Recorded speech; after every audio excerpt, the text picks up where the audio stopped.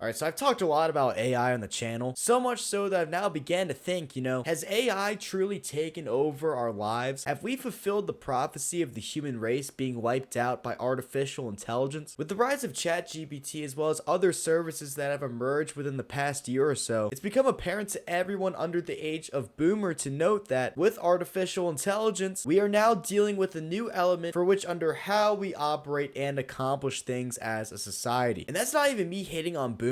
In fact, I envy boomers because you people do not have to deal with what I'm about to describe. Because this whole AI debacle, the rise of its prominence within our daily lives, isn't so much to do with its power and potential danger, but more so to do with how some of y'all just be lazy as fuck. Now, about a couple days ago, I and a couple others in my group realized that our group for a group project was kind of fucked. So considering the professor said that we can have an extension if it was warranted, we all decided ultimately to email said professor for such said extension. Now, usually it takes like 5 minutes for someone to pull out their phone to write an email, but no, one of the people in this group was like, don't worry guys, I'm just gonna use ChatGPT to write this email, and proceeds to generate probably the most fake garbage I've ever seen with my own eyes. This is the type of shit that Mark Zuckerberg would actually tell someone in person. The point is, ladies and gentlemen, nobody writes anything anymore. Any essay assignment assigned nowadays, while they may be tedious and bullshit in nature, it's all written with AI. It's all written in the same neutral tone with random complex words spliced from dictionaries dating back to the 1880s, all perfectly structured to sound exactly perfect. And usually these AI written essays are written so perfect to the point where the professor knows that the odds of everyone, the same people who scroll on TikTok, Goon, and rip the gas station skibbity toilet dab pen, are all now of a sudden writing as if they belong on the Supreme Court. So now all of a sudden, people have become even more lazy and use that AI written essay and throw it into another AI service to make it sound